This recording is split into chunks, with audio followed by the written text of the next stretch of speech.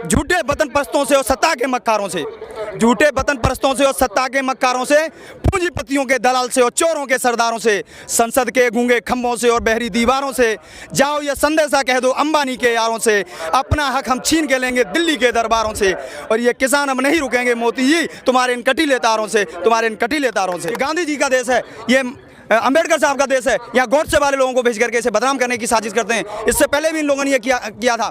30 जनवरी को इन्होंने जो है सीए के एक आंदोलन में अपने आदमियों को भेजा, उसने वहाँ गोलीबारी की थी। ये सुरक्षा कंगना रनौत की करते हैं, जो इनके तलवे चाटने का काम करती है। ये किसान की सुरक्षा नहीं करते। इस किसान की सुरक्षा किसान का बेटा करता है, जो किसान रात के 12 बजे खड़े होकर के गेहूं में पानी लगाता है। उसी किसान का बेटा रात के 12 बजे खड़े होकर के सीमा का प्रहरी बनकर देश की रक्षा करता है। उसमें ये पूरा देश चैन से सांस लेता है।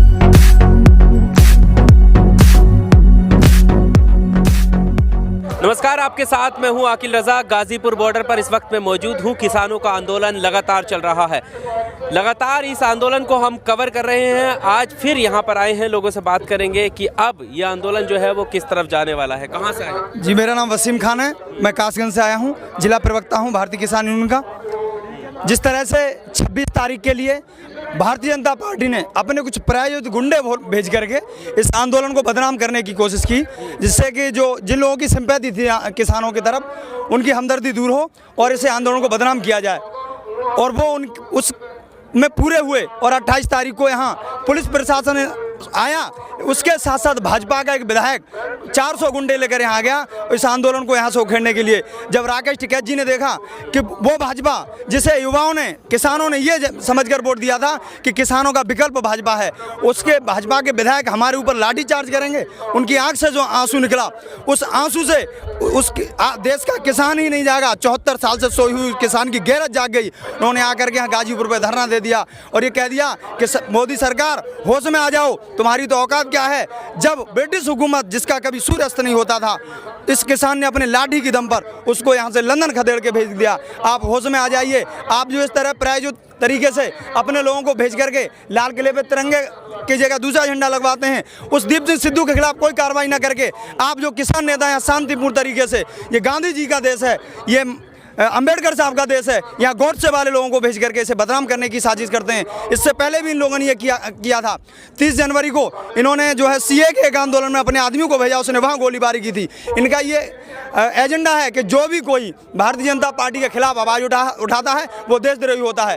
पत्रकार अगर इनके खिलाफ आवाज़ उठाते हैं या खिलाफ नहीं, जो सच को सामने लाते हैं, उन पत्रकारों पर भी जो है ये मुकदमे लगाते हैं। लेकिन हमारे देश की जो रक्षा मंत्रालय की जो जानकारियां हैं वो अर्नब गोस्वामी जो है सार्वजनिक कर देता है, उसके खिलाफ कोई भी आरोप नहीं लगाया जाता, क्योंकि वो भारतीय जनता पार्टी के तलवे चाटने का काम करता है। और ये किसान वो है जो ज़मीन का सीना चीर के इसमें अपने खून और पसीना डाल के अन्न उगाता है, जिससे देश के सारे भंडार भरे जाते हैं।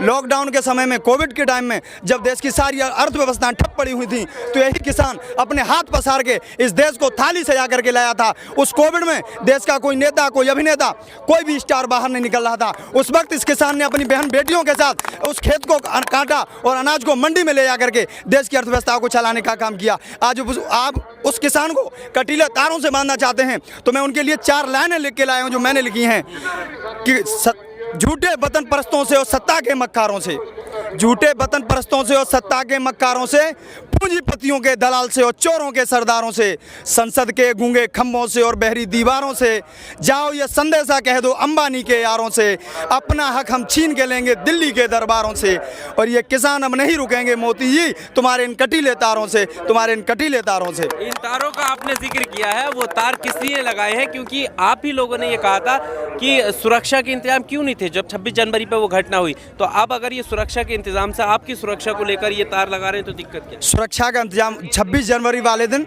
इन्होंने सोची समझी साजिश थी इनकी। गृह मंत्रालय और पुलिस प्रशासन का जो था यहाँ का दिल्ली पुलिस का अधिकारी, उनके बीच में मीटिंग हुई थी कि जिन रोडों को किसानों को खोलने के लिए कहा गया है, उस रोडों पर जो बैरिकेड कर दीजिए, ताकि किसान जो कुछ नए लड़के थे वो और जो देहात के लोग हैं, ड्राइवर हैं, नहीं जानते हैं, एक यू टर्न गलत हो जाता है, तो उस तरह से दिल्ली में घुस जाएं और इन किसान को आंदोलन को बदनाम कर दिया जाए। किसानों की सुरक्षा की मांग थी, किसानों की सुरक्षा की जाए। किसानों की सुरक्षा कहाँ की जाती है? जब एक भाजपा का विधायक 400 गुंडे लेकर चला आता है और पुलिस प्रशासन कहीं उस पर अंकुश नहीं लगाता। सिंधु बॉर्डर पर हमारे किसान भाइयों पर वहाँ के स्थानीय लोग, भाजपा के लोग प्रायोजित तरीके से पत्थरबाजी करते हैं, पुलिस मुख्य दर्शक बनी रहती है। कहाँ किसान की सुरक्षा है? ये सुरक्षा कंगना रनौत की करते हैं, जो इनके तलवे चाटने का काम करती है। ये किसान की सुरक्षा नहीं करते।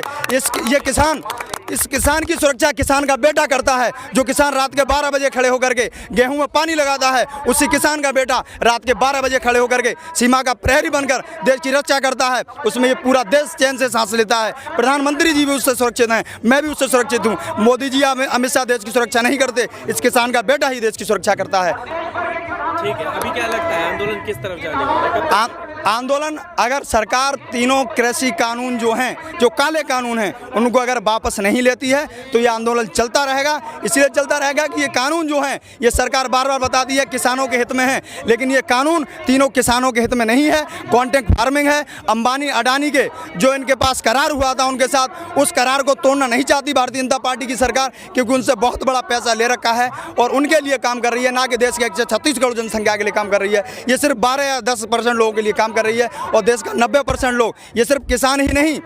जब आप देखिए एक भुट्टा, अभी जब कॉन्ट्रैक्ट फार्मिंग नहीं है, रोड पर 10 रुपए का बिकता है, उसी भुट्टे की कीमत आप मॉल में देखेंगे तो 80 रुपए की है। अगर कॉन्ट्रैक्ट फार्मिंग हो जाएगी तो इससे हमारे देश के मध्यम वर्ग, चाहे वो दुकान पर नौकरी करता हो, चाहे ऑटो रिक्शा चलाता हो, चाहे बैटरी चलाता हो, जितने भी लोग हैं सभी को इससे नुकसान होने वाला है। ये आंदोलन किसी एक किसान का नहीं, ये पूरे देश का आंदोलन है और सभी लोगों को इस आंदोलन बढ़ चढ़ के हिस्सा लेना है। और ये आंदोलन राकेश टिकैत जी ने कहा कि बहुत लंबा चलेगा और जब अगर यहाँ तो सरकार मान ले, जो प्रधानमंत्री जी किसानों के हित की बात करते थे, घड़ियाली आंसू बहा करते थे, 5 किलोमीटर किसान उनकी गद्दी से बैठा हुआ है। मोदी जी को फुर्सत नहीं है कि इस किसान से बात करें। कि एक कॉल दूर है, कितनी उम्मीद है? एक कॉल दूर है, 100 घंटे से ज्यादा का समय बीत चुका है जिस बात को उन्होंने कहा है।